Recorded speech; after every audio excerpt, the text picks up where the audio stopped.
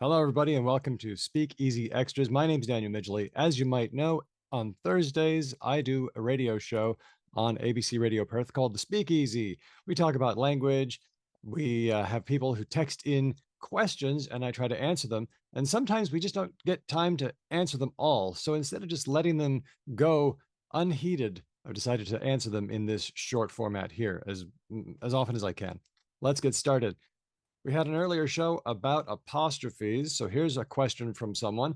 Daniel, what about years? Word editor always asks me to change year apostrophe S or years apostrophe. Which one? Well, in books, there are a couple of ways that people usually go.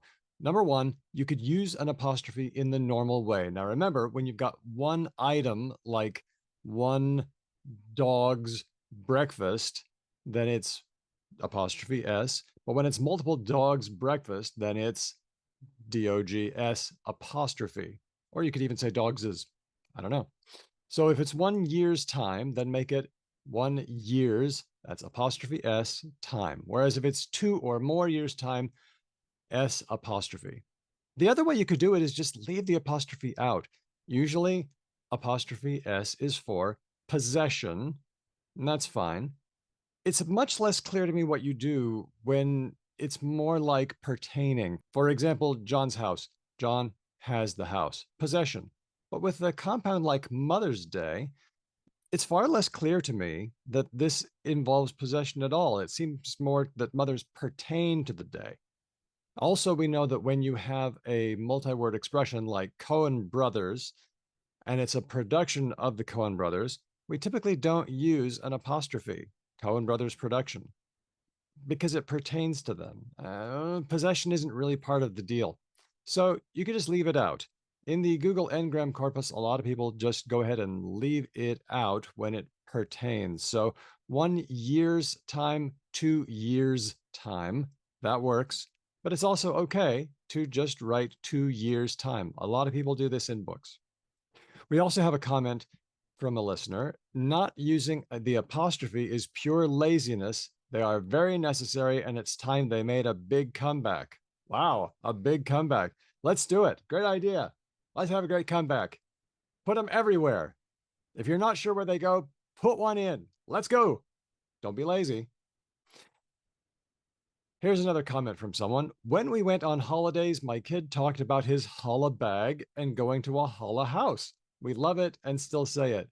I love this. Kid logic is so great. I think this kid has innovated productive holly. You're having a holiday, so you go get your holly bag and jump in the holla car.